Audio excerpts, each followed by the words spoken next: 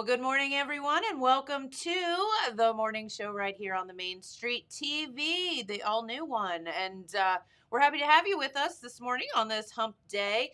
Don't forget that Honda Monkey motorcycle is still out there, the key packet for it anyway. The motorcycle's actually here at the radio building, and you can stop by and see it anytime. But don't forget that key packet is still out there, so tune in to all the radio stations and listen for the clues, because you need to listen every day to find out what those clues are and go out and find that key packet and make that motorcycle your own. Somebody's going to win it, so it may as well be you.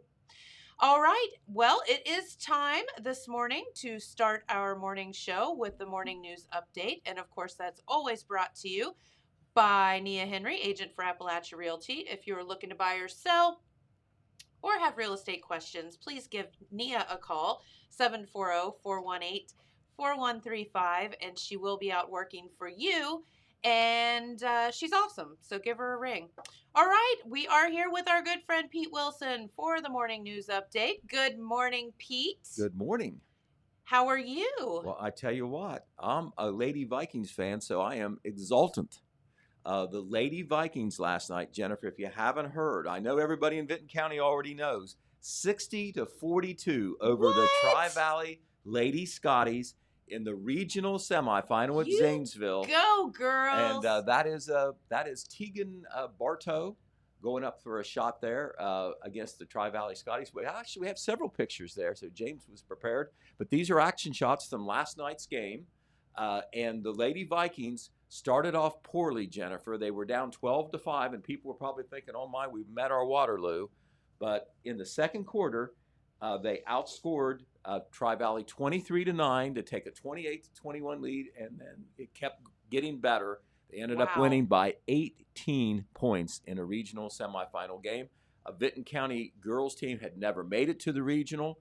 Now they're in new territory. It's what they call the Elite Eight, the regional championships. If you win that game, you're in the state tournament, and that's what it's all about. If you're a high school basketball team, it's Hoosiers type stuff. But the Lady Vikings will play this Friday night against Thornville Sheridan. And it will be a tall task to get by Thornville Sheridan, literally. Sheridan is a tall team. They have a center on the team who is a Division I signee. She is going to the University of Michigan. She's already signed, sealed, and delivered to go there and up to Ann Arbor. So she's pretty doggone good. But the Lady Vikings are pretty doggone good. They have a lot of players who can score, and they showed their stuff on a regional stage last night. I'll tell you a little bit about the game. As I said, they were 12-5 behind at the end of the first quarter, and Coach Rod Bentley and his girls made an adjustment that's worth talking about. They have lived by the three-point shot this year. Where you're back behind the arc and you're taking long shots and you get 3 points for a basket instead of two. And they have a number of girls who can do that, and they're very athletic. They get in the positions and they take 3-point shots. They can do a lot of other things, but that's been their signature. Last night they got off to a slow start, and Tri-Valley is a tall team too, and they were reaching out with those lanky arms, and they didn't have as much room to shoot as they sometimes have had. And so what they did was they put the ball on the ground, they dribbled, they drove inside by Tri-Valley, and they made a lot of baskets inside. They got to the basket, as they say, with layups. They only made three-point baskets all last night, Vinton County did. If you had told somebody that who didn't watch the game and then you said Vinton County made 3-point baskets, oh my God, they got beat. They were off that night. But they adjusted. Coach Brent Bentley adjusted, and it gave them a victory, 60-42. Just some particulars on that game, and this shows their balance and depth of talent, Jennifer. Mariah Davis, a senior guard, 15.6 steals. Cameron Zinn, 14 points, 11 rebounds. Morgan Bentley and Lacey Williams each had 13 points. Tegan Bartow had 5. Bentley also had 9 rebounds, 4 steals, and 1 block. And so Vinton County is in new territory. A Vinton County high school team, boys or girls, has never been to the state tournament. So we'll see what happens on Friday night. And, of course, WYRO 98.7 will be there to bring it live. That's our station. 7 p.m. is the tip-off time for this game. 6:45 broadcast time. As always, you can catch the game through our Total Media app. That's right. If you are somewhere where you have internet service and a device, phone, iPad, whatever, where you can, a computer, wherever you can access the internet, you'll be able to watch the game. It really opens up the audience, not only geographically, but from a convenience standpoint. So that's big stuff. So we led with the basketball because we've never had a team from Vinton County make it to the state tournament. And in Jackson County, has three amazing. high schools, of course. There's only one school that's made it to the state tournament. The girls of Doug Hale have done it. They didn't win it, but they made it. And then, of course, in 2009, Coach Norm Pearson took his Oaks all the way in Division IV. So that was pretty exciting stuff back then, and it's pretty exciting now with the Lady Vikings. You got it, Pete. That's okay, awesome. we're gonna go to COVID-19, and it's not that much of a downer, like it usually is, because the news has been better there. In Vinton County, the news continues to be good, which I guess reflects what's happening with the basketball team.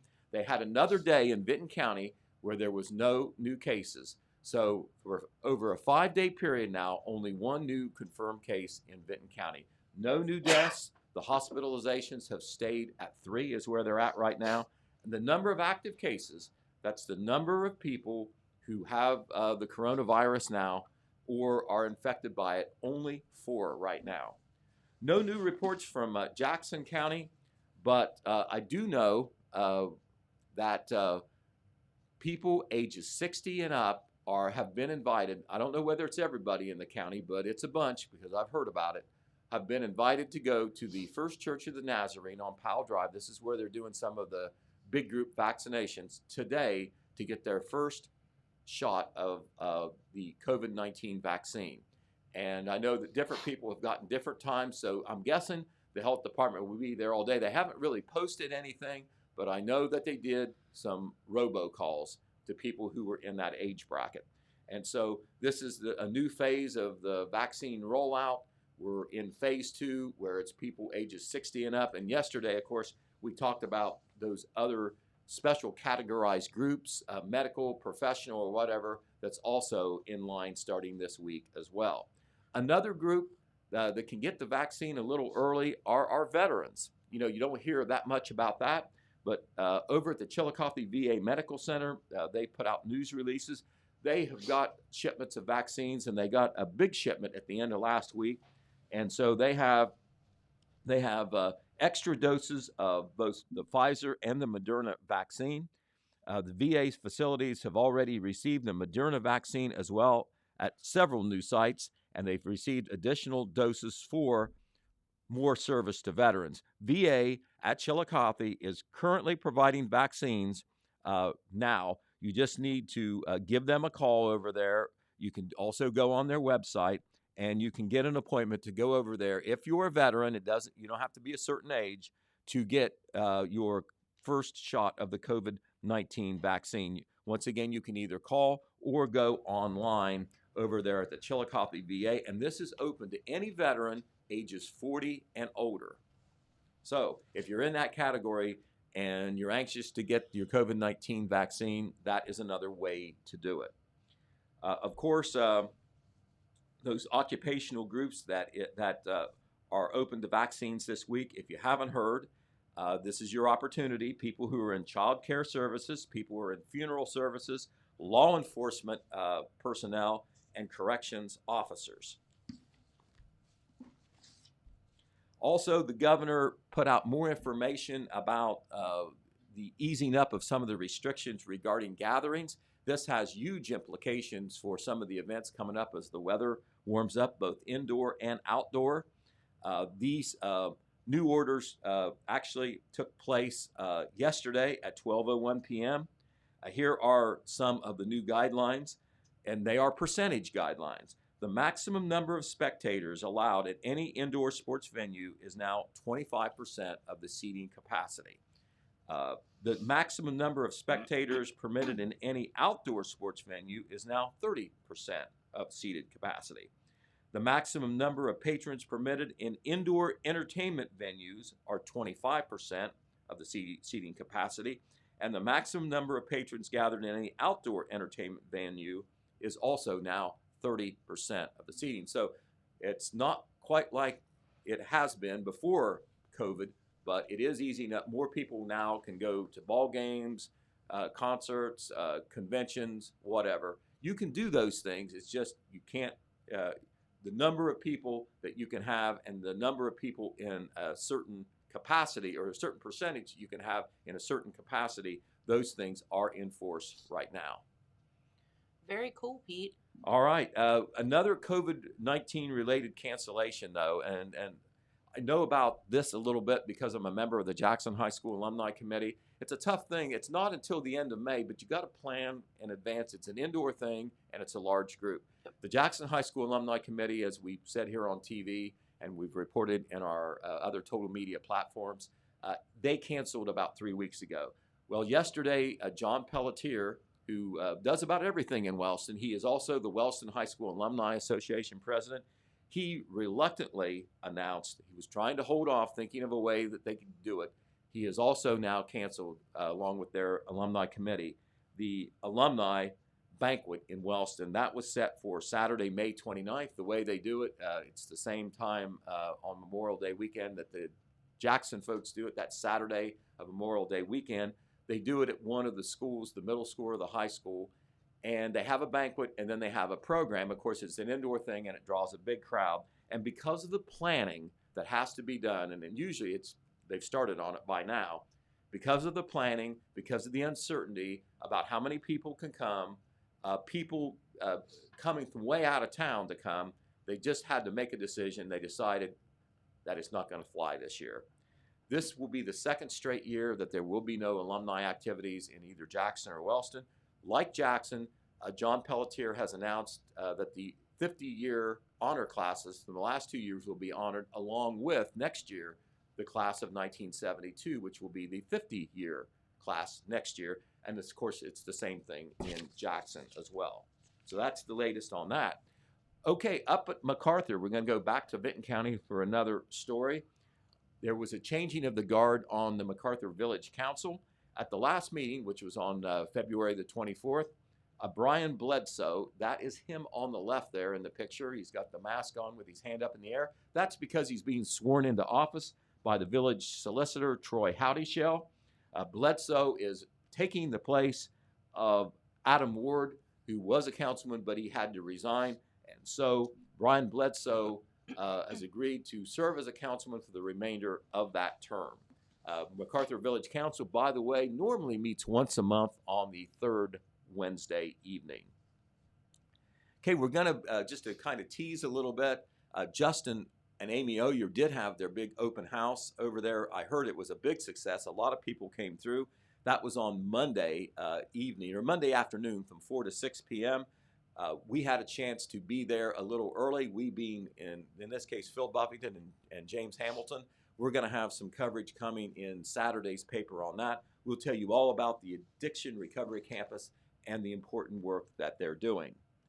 The Jackson Fire Department and the Zaleski Fire Department received some good news in the mail or on email. I'm not actually sure how they heard about it, but they each got some grant money from the Ohio Department of Natural Resources for a Marks grant.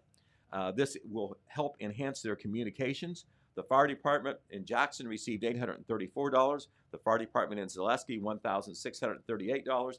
And these fire departments work on a shoestring budget, and fire equipment, communication, turnout gear, vehicles, of course, it's all very expensive. So when they get some outside money for anything, no matter how much it is, it's very important. The Marks radio system is now what a lot of the public safety agencies use for communications. The new equipment will allow first responders to seamlessly communicate not only with each other, but with other agencies that report to an incident, such as a fire.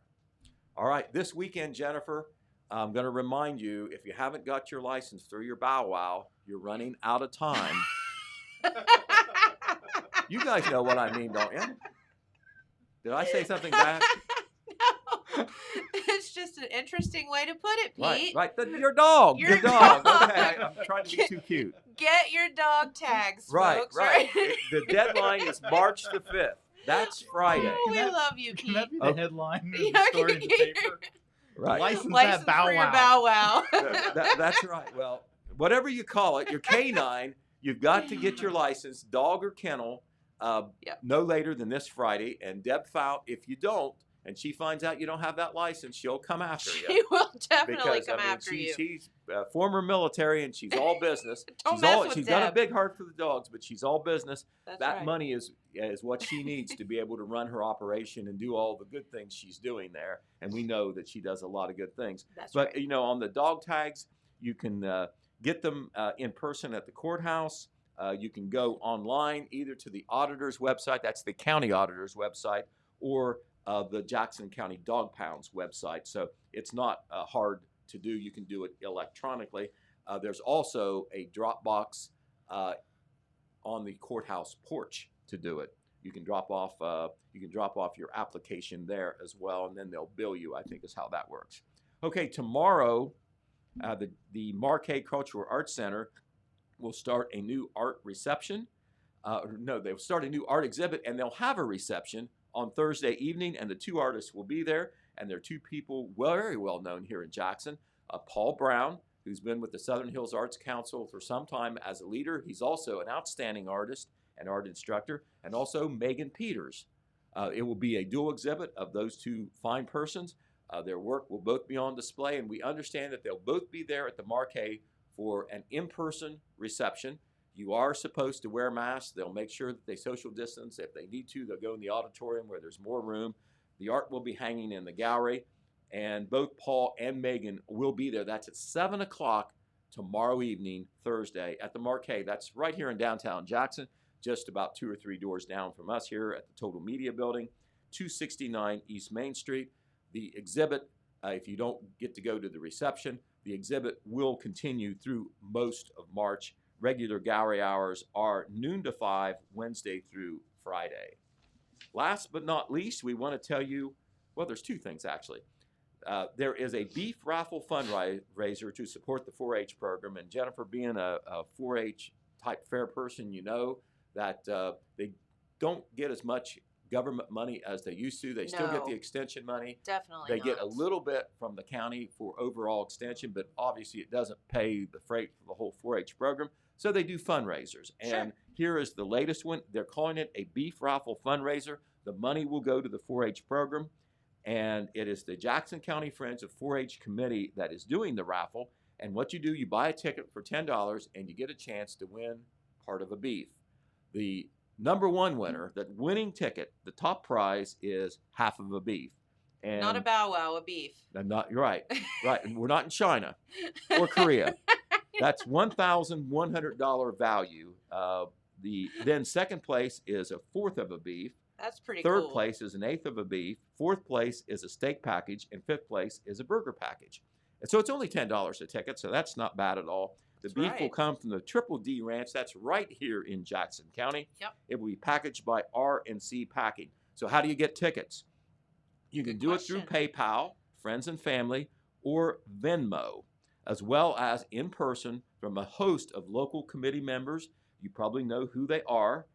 Tickets purchased through PayPal or Venmo will receive a confirmation and have their ticket entered into the drawing, so you can do it contactless if you're comfortable doing it that way as well. Angie Eisenagel, who handles the Queen's Contest, she was the one who contacted me, so I know that she will be among those who have the tickets. I'm guessing that Aaron Daly, our 4-H agent, will as too. If you know anybody who's very active in 4-H or on that Friends of 4-H committee, they will certainly know. They will either have tickets or know how to get them. That drawing, by the way, is going to be on March the 17th, St. Patrick's Day, and so you have until then, I assume, to buy your raffle ticket. Today will be the third virtual Lenten luncheon. Normally they have those at the First Baptist Church. They couldn't do it because of the pandemic, of course, but the Jackson Ministerial Association found a way to still do it. They have an electronic devotion with a different pastor/speaker each week. I understand how that works. It's not posted at noon, but it's posted by noon. It's usually posted no later than noon on the Christ United Methodist Church Facebook page. And I presume that after it's posted, it'll stay there. But at some point, it will go live, and that will be sometime this morning, and certainly no later than noon. I believe the speaker today is the Reverend Gary Hogue of the Wesley United Methodist Church. He will be sharing a devotion. They'll do this each Wednesday through Lent. Of course, Lent ends on Easter week. And on Easter week, they're going to do a community Good Friday service at the Family Life Center of the Christ United Methodist Church. So they're going to try to do an in-person event for Good Friday. So there you are, Jennifer. We do want to say that today's paper is out. Here it is. Woo-hoo! Right here. And there it is, the lead story, like we told you yesterday, Wellston's Hidden Gem Shining. That's Buckeye Construction and Restoration. What a great story. Yes. I'm just not hyping it because it's in the paper. It is a great story. Phil Buffington did a great job on the story. James Hamilton did a great job on a video that's got a lot of play on either our Total Media or Telegram Facebook. If you haven't seen it yet or heard it, please do so and read the story that is in our paper and lots of other stuff too. All the COVID-19 update. How well we did on the Hooper Show, that is news, isn't it? It's definitely news. If It's that's like in news there, about the news. And the fact that the Apple Festival Queens contest is going on, Yep. flooding pictures. We're flooded with news even here in the middle of, or even as we begin March, Yes. when there's not a lot going on. Pun There is a lot intended, going right? on. Exactly. You got it, Jennifer. All right, Pete, we can't thank you enough for stopping up and, of course, informing us of all the greatest and latest news going on in the world. So All right, and you're the best. don't forget tomorrow evening the Jackson Ironmen will play. We don't want to forget our Ironmen. That's right. They're playing in a district semifinal game right here in Jackson. Yes. And that game will be on the radio as well. We'll talk about that more tomorrow. You got it. All right. All right. And of course, Pete's morning news update brought to you by Nia Henry, agent for Appalachia Realty. If you have any real estate needs, please give Nia a call, 740-418-4135, and she'll work hard for you. All right, let's head on over to your Total Media Radio weather forecast. And don't forget, you can listen to, what a great way to listen to all of these local ball games.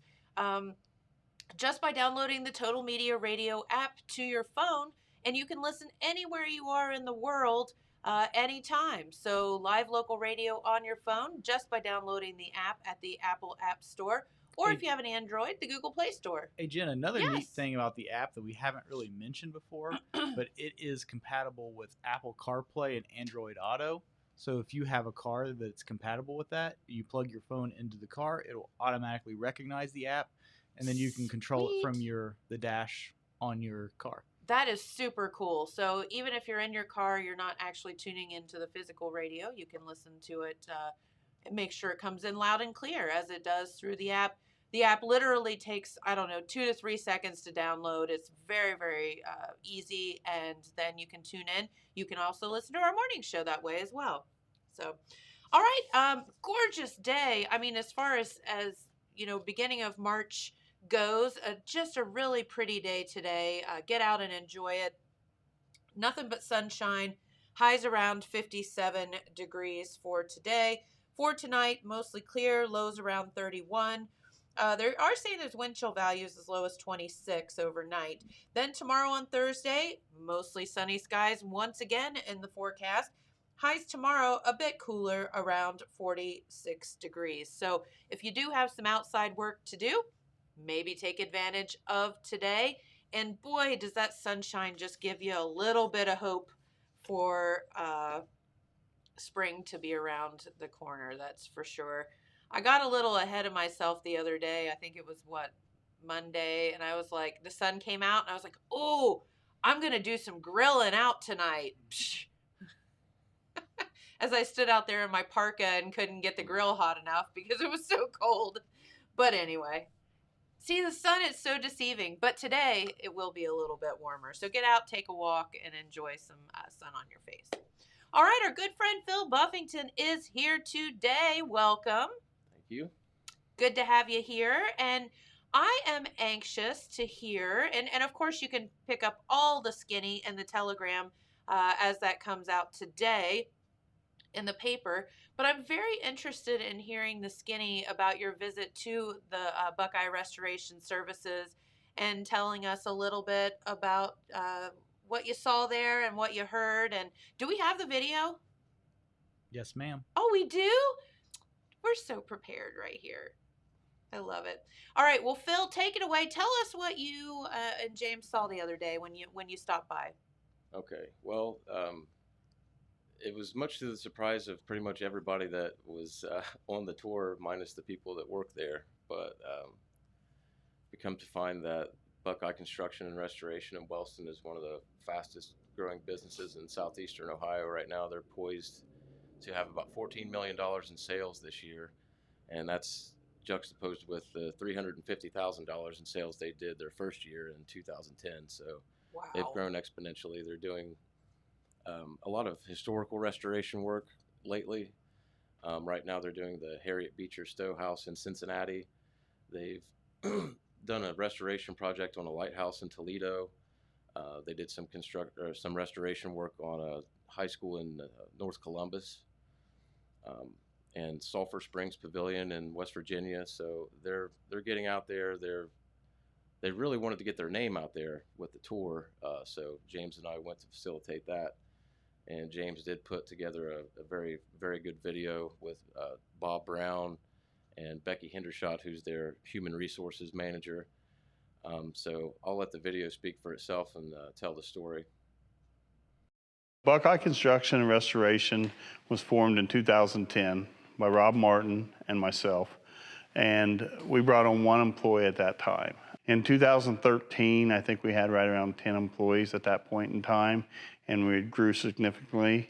We actually moved out of an 8 by 12 block garage and a home office, and we purchased a building in Wellston that had a warehouse underneath, and we had an office above that, and I was on 2nd Street in Wellston. In 2015, we were growing still at this time. I think we had 16 employees. So we bought the facility that we're in now. So over the years, we kept growing and growing and growing, and so we kept adding on, building offices, that type of thing. And in 2018, we worked with a company for the last 8 years that we had built a relationship with Lang Masonry. We did a lot of their restoration work. We did primarily most of their restoration work.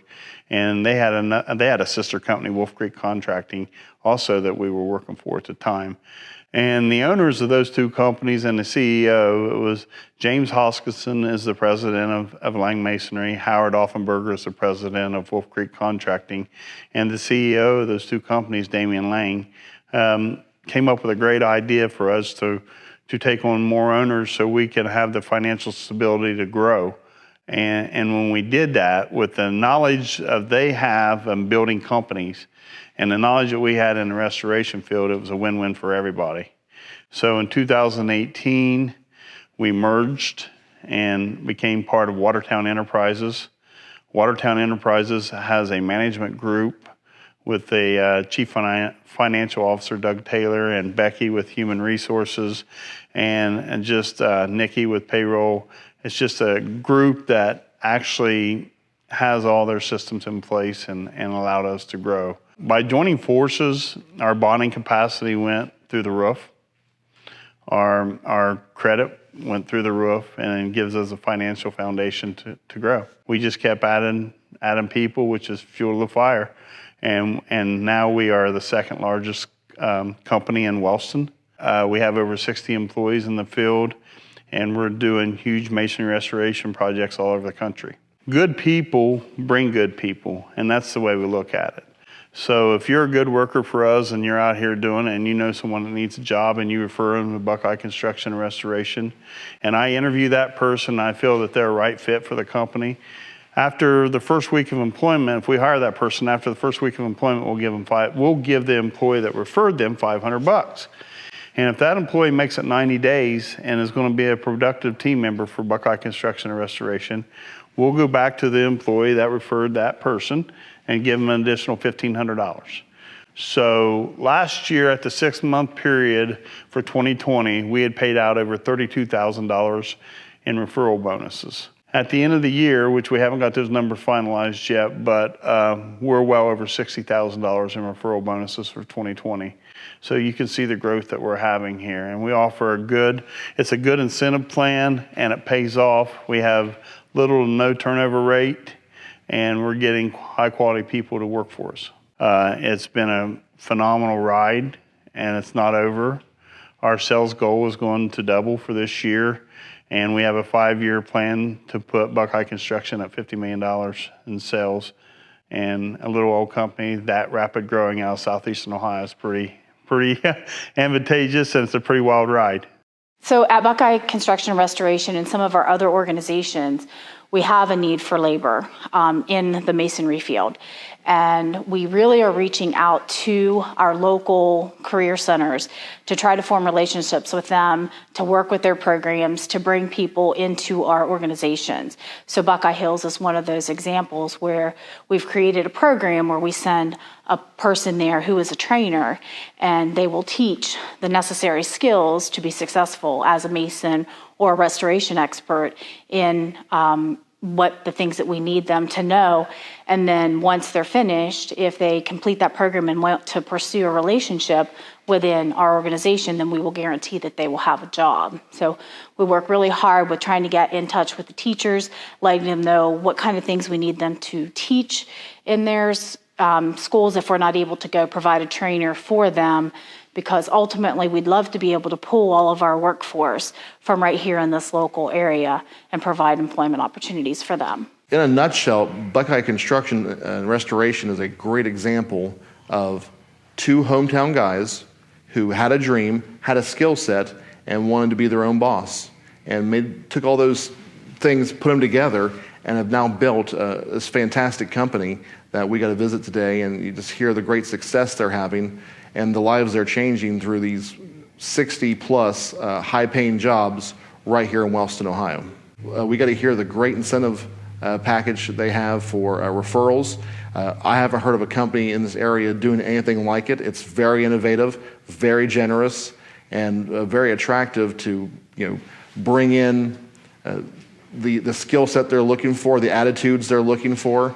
I heard an expression earlier, good employees bringing good employees. You're not just running a company from the top down. They're building a team from the bottom up, and they're involving all layers of the company.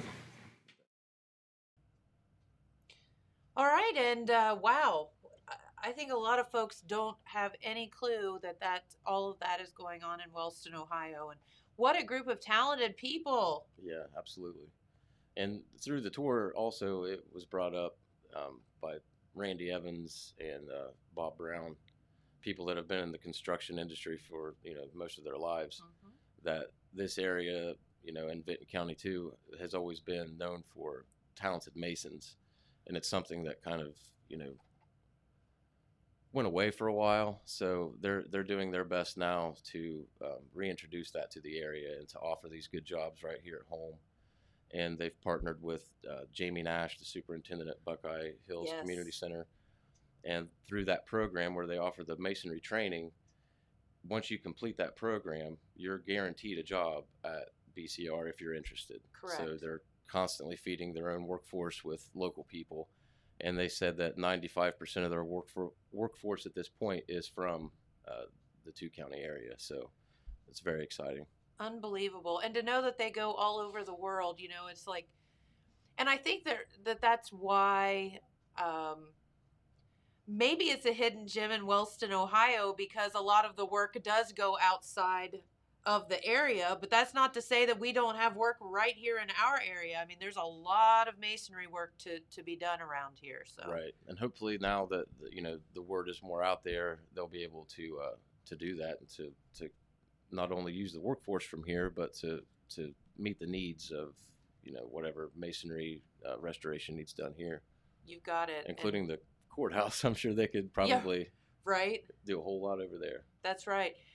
I'm curious, how did they get to that lighthouse to do it? So they had to take. I'm cool. butting in here, Phil. They had to take a good. 45-minute boat ride to that every day, and then they had like a radio with the Coast Guard. So if there was like a storm rolling in or whatever, they'd get a radio saying, "Hey, you guys need to pack Get up out and of get out there? of there." No way. Yeah, so they had to do that every day for however many weeks they were out there doing that. But isn't that beautiful?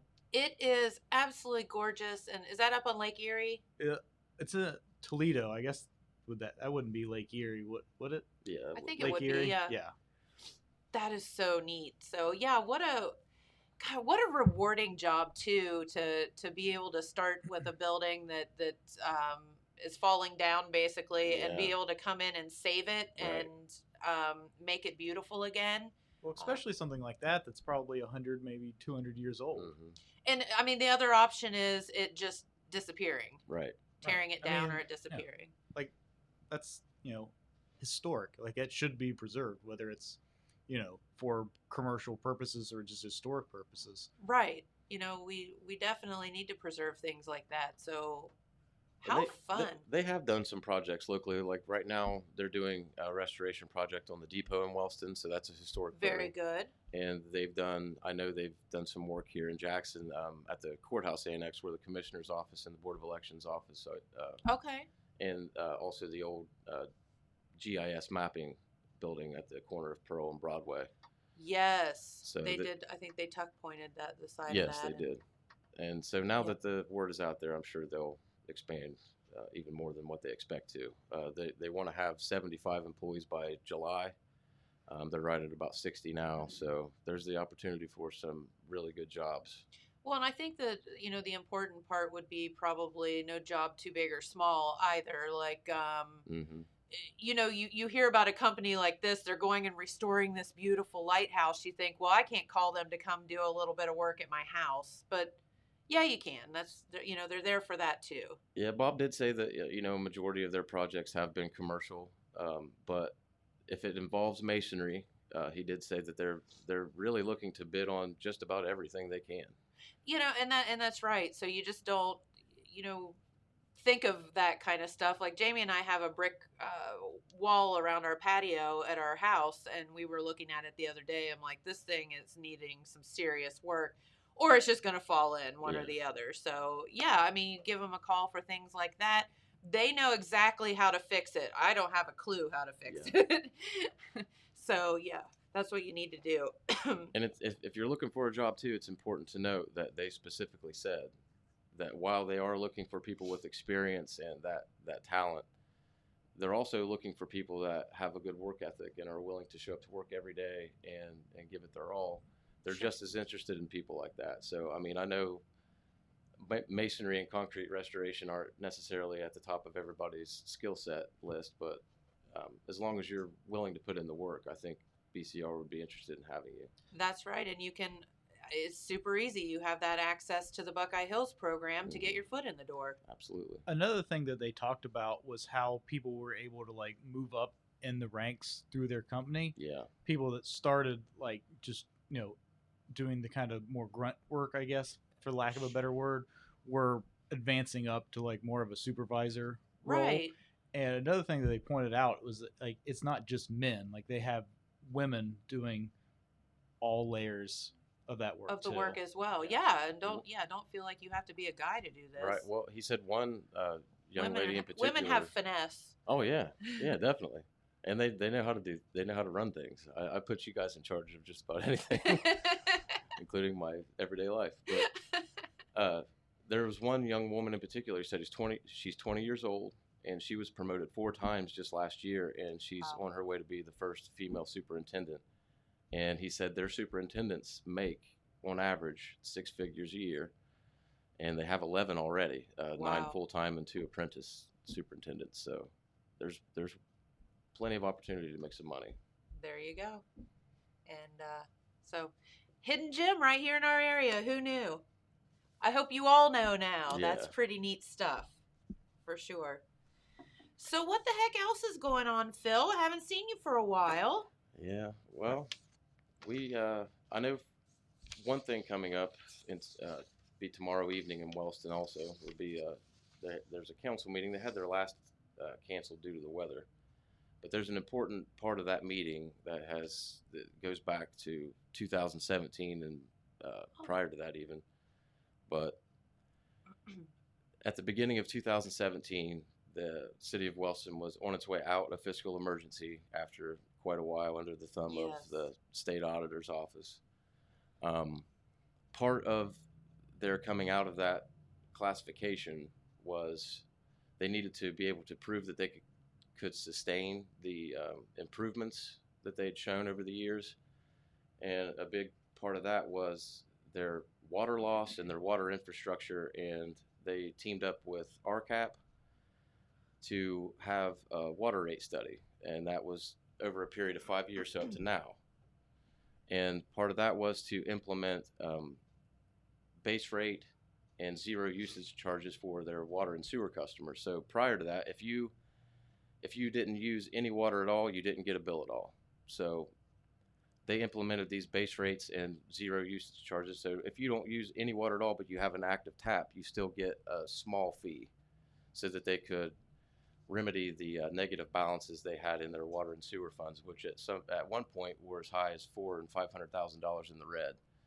That's been completely turned on its head. They have huge positive balances now. But when they implemented these changes, some of the recommended rates that were included in that RCAP study, we're finding out now they were implemented, but they weren't implemented to the degree that they recommended. So over time, over these 5 years, as that gap got wider and wider, that left more of a hole for them to dig themselves out of, so to speak. So at tomorrow night's meeting, they're going to have a representative from RCAP and a representative from Stantec, who is the engineering firm for Wellston. And they're going to give an update on the next 5 years and what they need to do. And in speaking with Mayor Hudson over the past few months in preparation for this, there's probably going to be an increase again beyond what was expected. There's already built in an inflationary rate increase of about 2% that was supposed to take effect at the beginning of this year and thereafter. But Mayor Hudson has assured everyone that though they may recommend, a huge increase right up front, that's not going to be something that customers are going to be saddled with right away. They're going to figure out a way to make this sustainable for everybody and reasonable for everybody.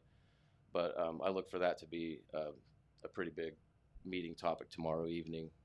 So we'll see what happens there and let everybody know afterwards what to expect on their bills.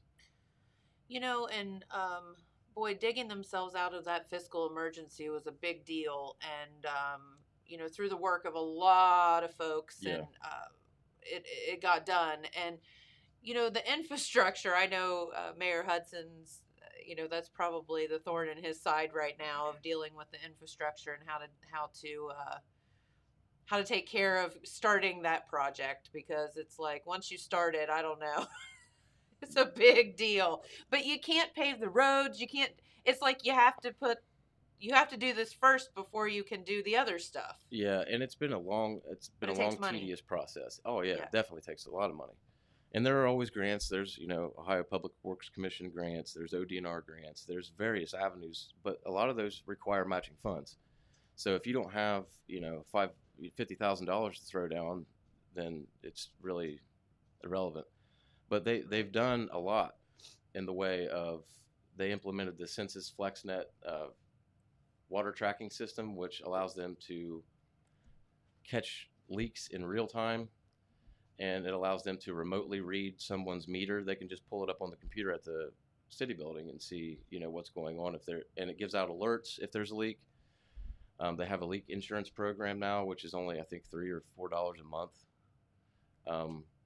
So that was a big project. That was right around the same time as this RCAP study. That was part of the RCAP study, was to update the meters and to take proactive steps to reduce water loss, which has been a huge problem for the city of Wellston for a long time, especially with the water tank they have on Kansas Avenue. I mean, that thing loses tens of thousands of gallons of water steadily. Really? And to replace that would be a multi-million-dollar project. That's just another one of the things that they would have to tackle down the road. And the aging infrastructure, beneath the roads, like you said, they're constantly out on water leak calls and water line break calls. Water line breaks, yep. And like you Like, said, where it's do you impossible to dig up every road in the city, and then you'd have to repave the roads on top of that. So, I mean, for all the people out there that have complaints about Wellston, just know that there are people doing their best every single day to make this right. Well, it's kind of like once you start, you can't unring the bell, and it's like, where do you start? Yeah. How do you go about it? And boy, I'm glad I'm not tasked with that. Yeah, I'm glad I'm not Jeff King or Charlie Hudson. Right, exactly. All right. Well, thanks for the update on that, because that's a very interesting and informative for those folks that have been wondering, I'm sure, Yeah, about that. Did the commissioners meet this week? they did. Anything come out of that one? We had a visit from State Treasurer Robert Sprague That's right. yesterday morning. He came down to basically just have a conversation with the commissioners to see about some of the needs for the area, and for him to highlight some of the projects he has through his office, which have a lot to do with water access and broadband internet access and things of that nature. And Commissioner John Hensler has been championing those two topics in particular. Those are things that he's been handed from the board president, Paul Howler. And as John, I'll paraphrase John from yesterday morning, he said this more than once, but he said it's unbelievable that in 2021 in America that there are people still with, and I mean a large number of people, without access to reliable water and broadband internet, which was, cast into the limelight with the broadband internet in particular from the coronavirus and people having to work from home and, Sure. get their education from home. So, And even if, there are areas that even if you have broadband internet, it's just not sufficient. right. And- And it's frustrating. So we've heard a lot from the state. We've heard from Lieutenant Governor Husted that there are initiatives out there like with the Marks Towers and utilizing those and rebonding those in a way that they are allowed to tie in with the public and private sectors. And that pilot project is going to kick off in Jackson and I think Scioto counties. So hopefully that will address that. But with regard to the water access, last year they finished up a water vending station in Milton Township that allows people for pennies to go and get fresh water, but they have to go and get it and bring it back to their home. So it's not like they can just turn on the tap. Right. So that's a big problem. And though it's a lot cheaper up front, I mean, you can pay $80,000, I think is what they paid for that water vending station. It serves a lot of people and it serves them quickly. It would cost probably 3 times that just to run a handful of taps out there to Sure. these rural areas. So again, it comes down to money. But Treasurer Sprague did have some good news for them. He's got some projects lined up that could possibly allow. One thing in particular would be the Treasurer's office backing any of the financing that the county would need to seek for these. So that would allow the county to have the same credit rating as the state of Ohio. Wow. Which would open up a lot of doors for them financially. So there's hope for this, and we've got people, putting their nose to the grindstone every day for the county and its residents. And you're right. I mean, as we said and whine about not having internet, although it is, let's just be honest, it's a necessity, in today's world, It is. especially with people working from home, kids having to do homework from home, things like that. But the fact that people don't have access to water in their homes is just unbelievable to me at this point. It is. And Wow. like Commissioner Hensler said yesterday too, there are ways for people to go, like say to Wendy's or McDonald's and access their free Wi-Fi. But like he said, our people are better than to have to load up your kids, sit in the cold, Absolutely. and sit in a parking lot for hours at a time just to be able to do your basic everyday things. So there are people out there that are championing the underserved. Good. And it's nice to know we're not forgotten down here. Absolutely. Yeah, you're right, and our residents deserve better than that. Yeah. Absolutely. All right, well, thanks for that update as well. I knew that the treasurer was here and was curious as to what the visit was all about. So. Yep. So yeah, he's trying to form partnership with all the county boards of commissioners that he can, especially down here in Appalachia, for some of these programs that are particularly tied into this area and the problems we've had. One of which is the Results Ohio program he started, which basically allows. It started off with he and Ryan Smith, while they were on a traveling committee to address the heroin addiction issue across the state, but particularly down here. And they decided that what would be best would be the state stepping in. If you present a project and you can prove that it works, the state will buy that program back from you. So essentially they're paying for the program. Okay. But you have to prove that it works. So anyone out there that has, a good idea for, serving thousands of people, tens of thousands of people, and you can prove that it does what you say it's going to do, then you can do that for free. Pretty darn cool stuff. Yeah. Nice. Well, you're just full of it this morning. No. It's all in there somewhere. That's absolutely. All right. So what else do we have going on? James, you got anything over there? So did you guys hear the big sports news yesterday? Besides what Pete Besides Wilson the reported? Lady Vikings winning their game?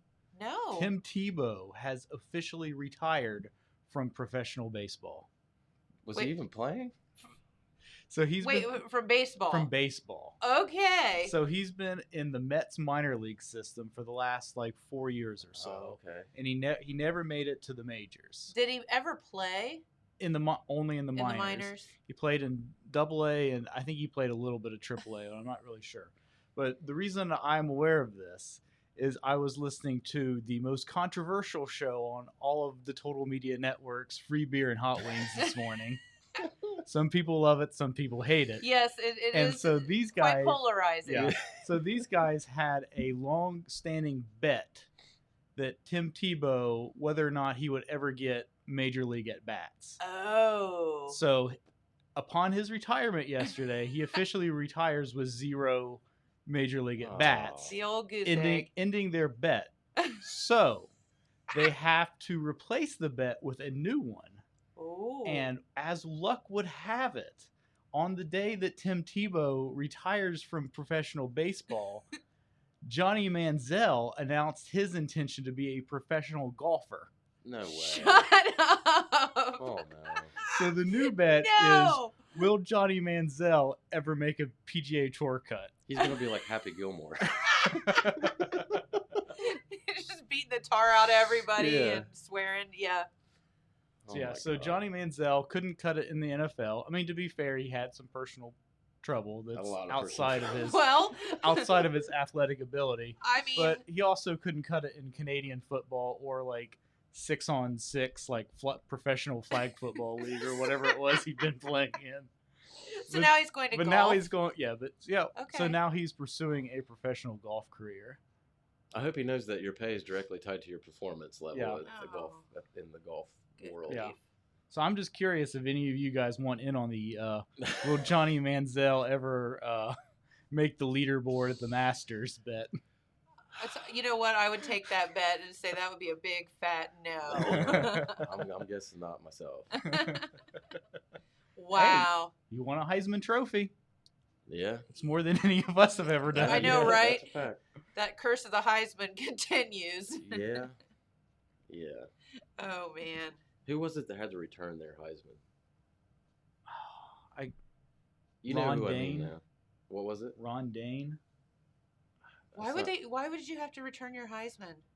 He got in trouble for something years later. Yeah, they found after some Well- investigation or whatever. They This found had to out. have been a while ago then. Not that long ago. No, I'm thinking I mean, it was he was a around- rookie. I mean, he won it in the early 2000s, but it was Yeah, 10 years later when he got in trouble. Mhm.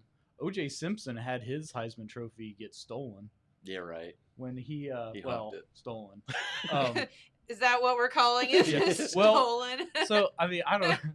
Or So when he got sold? arrested for stealing that sports memorabilia, supposedly he thought those people had stuff that was taken from, because he tried to hide this stuff after he lost that civil trial, he tried to hide stuff like that he Right. didn't want to be auctioned off or whatever, Oh, and it disappeared. And then he heard that this guy had OJ memorabilia, And that's when he had those dudes like rob him That's at how he gunpoint. got caught. But all he and had ended was up in like jail. autographed pictures and stuff like that. Like he didn't have anything of real value. So then he spent the So then time he that he s- should have spent in jail because he murdered his wife. In jail for something completely for just stealing stupid. like autographed pictures for, of for a himself. couple Oh, of my pictures in goodness. comic books or something. Yeah. Oh man. Whatever. What a mess. Hey, Johnny Manziel's doing better than OJ. That's true. I'll give him Yeah. that. Hey, did you see? I thought this was a good. Speaking of golf, that over the weekend all the pro golfers wore Tiger Woods outfits. No, I didn't see that. So like like a show of solidarity for his accident and for his recovery and whatever. It was kind of the first time he was able to speak out as well, and pretty much everybody wore his signature red shirt with his black slacks and. Is he out of the hospital yet? I haven't I heard have any- not heard. Yeah. I'm guessing no. I've heard pretty much everyone says that he's going to have to be done with golf at this point, It's or at least it looks that way. It's from what I've heard. I mean, when you basically shatter your leg and foot and ankle, it's going to be a long road to recovery. Not that Tiger can't do it, because this Right. dude has overcome.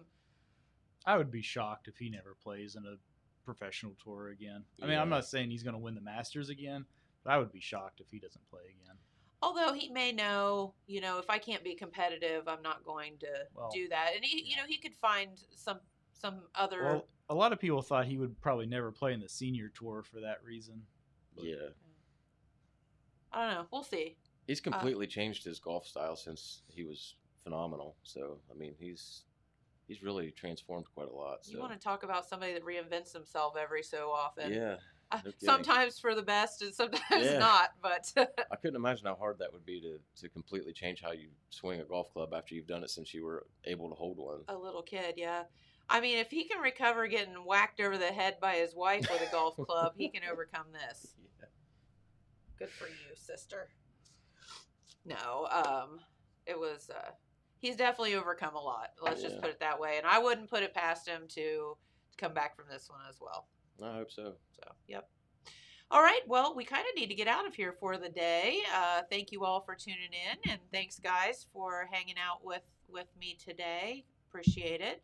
And thanks for your story about the Buckeye construction and restoration, because that is very informative, letting all of our viewers know about good things people are doing in our area. I'm always happy to give good news from Wellston. Right? That's exactly right. Okay, speaking of good news from Wellston, want to thank the store at Broadway and Penn in Wellston. If you have not had your Hoser's Pizza lately, you need to get that. And you can stop by, you can order it and even run through the drive-thru and pick it up. You don't even have to go inside. Pretty cool stuff.